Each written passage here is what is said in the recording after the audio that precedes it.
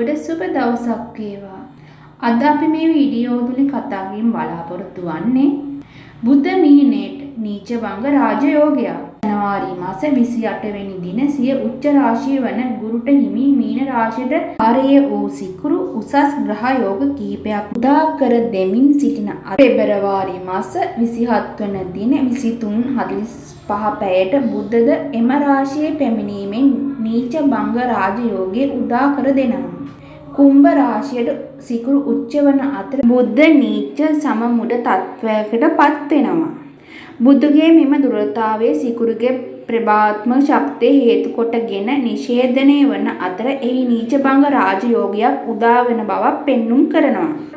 මෙම සංයෝගයේ මැයි මාස 7 වෙනි දින 4:08ට පැයට බුද්ධ මේෂ රාශිගත වන තුරු දිගු කාලය තුල මීන ලග්නයෙන් ජන්මලාභ ලබන්නට ඉඩ කඩම් ගේ දොර හිමි නිල මුදල් දාහන වාහන හිමි වන වාසනාවන්ත අයෙක් බවට පත් වෙනවා. එම රාජයෝගයේ තුලින් කුම්භ ලග්න හිමියන්ට යහපත් තැන්පත් ධනවත් විය හැකි වන අතර මකර ලග්න හිමියන්ට සෙනෙහස ඇති සොහොයුරු පිරිසක් ලැබීමටද ධනු ලග්න හිමියන්ට අලංකාර ගේ දොර හා නෑදෑයන් හිමි කර ගැනීමටද උච්චික ලග්න හිමියන්ට උගත් බුද්ධිමත් දරුවන් ලැබීමටද තුලා ලග්න හිමියන්ට නිරෝගීමත් ශරීරයක් හිමි කර ගැනීමට කන්‍යා ලග්න හිමියන්ට යහපත් විවාහ දිවියකටද සිංහ ලග්න හිමියන්ට බාධකවල ඔරොත්තු දීමේ ශක්තියද කටක ලග්න හිමියන්ට පුණ්‍ය කටයුතු යෙදීමටද මිථුන ලග්න හිමියන්ට උසස් රැකියාව හා ව්‍යාපාර යෙදීමටද වෘෂභ ලග්න හිමියන්ට යහපත් ආදායම් මාර්ග උදා කර ගැනීම නිකම් ලබන අතර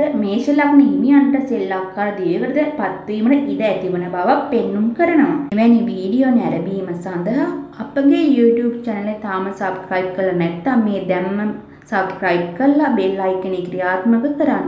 ඔබට සුබ දවසක් වේවා.